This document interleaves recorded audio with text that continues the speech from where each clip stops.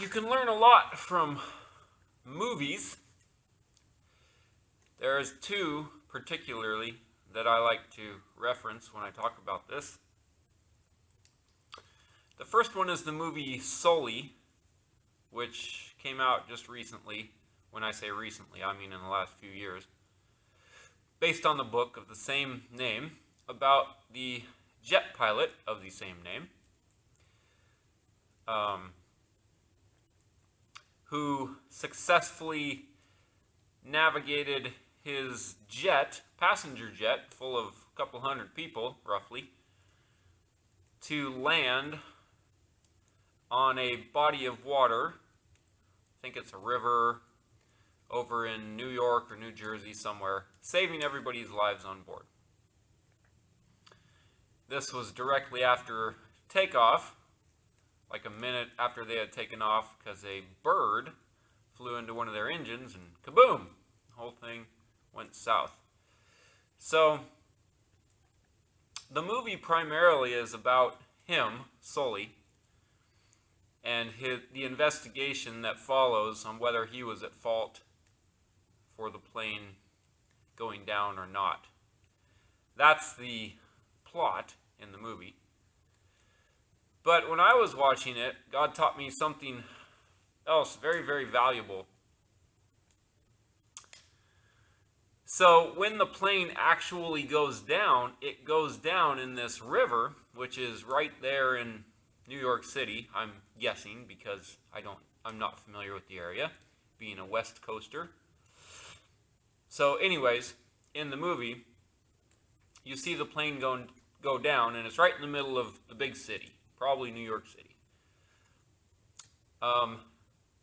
So because they went down right in the middle of the city in the river, all the emergency vehicles were out there in less than a minute or shortly thereafter, and everybody was saved long before the plane went down, because it was floating on top of the river. So everybody got off safely and everybody lived, and Sully is a hero as a result.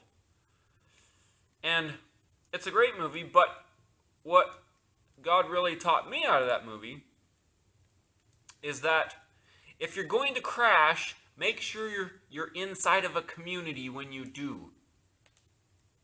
If you're going to crash, which we all do, make sure you crash inside of a community. Because when you crash inside of a community, people are right there to pick you up and save your life. If you crash outside of community, there's nobody there to pick you up. It takes a long time for people to get to you. So, obviously I'm speaking of personal crashes, which can take any number of forms. Fill in the blanks on that one. But if you are part of a community, when those crashes come, as they do to all of us, then you will be saved and helped because you are part of a community that comes around you and saves you and helps you. But if you're not a part of a community and you crash and you're all alone, yeah, not a good thing. So that's the big lesson I learned from the movie Sully. Other than that, it was just a good movie. Now, another movie that I like to reference is a much older movie. I think it was made in the 80s, probably. It's called Brubaker, Brubaker. And, what's the guy's name in there? Robert Redford. Robert Redford, a very famous actor from the 70s and 80s. He plays a prison warden who is hired to go in and clean up a corrupt prison system.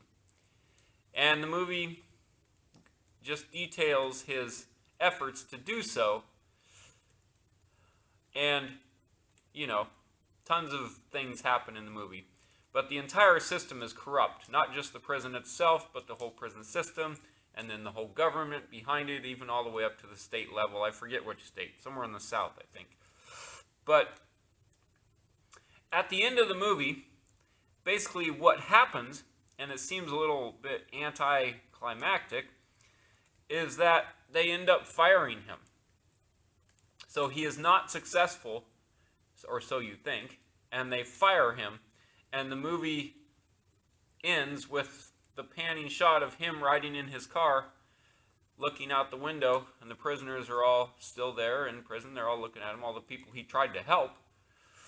And that's almost the end of the movie.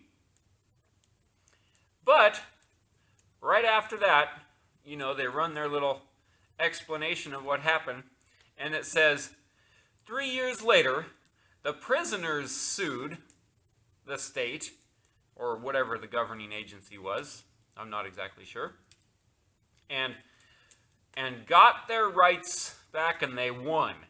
And the whole corrupt system fell down. Kaboom. So, what's the point in that movie? The point that I learned in that movie is that sowing seeds is very valuable. So what happened is this man, whom Robert Redford portrayed in the movie, went in and sowed a bunch of seeds by his efforts to try to change things. Boom, boom, boom, boom. He tried all this stuff, but he failed, seemingly failed. None of it seemingly worked. But what happened is all those seeds that he planted started to grow in the hearts and the minds of the prisoners, the other prison officials, the administration, the government, and in the system itself. The community inside the prison, the community around the administration of the prison. He planted all these seeds. And during that time that he was there, and those 3 years after, and continuing on, those seeds started to grow. And they eventually bore fruit, and what he tried to accomplish did happen long after he was gone. This is very important to Christian people and to people of faith, but it's important to everybody because the principle is great. But those of us who want to share Christ with people and share our faith with people could learn a lot from that. You know, you share Christ with somebody and they just laugh at you, or, you know, walk away or reject you or whatever. We all know it all happens. Tell you you're nuts, the whole thing. But you just don't know what kind of growth will come out of the seeds that you plant. That's also an important principle for parents the world over, Christian or not. The values that you want to instill into your kids, and you want them to grow up living those values. Wisdom dictates that you plant the seeds of those values, and they will grow in their lives, even if you don't see them right away.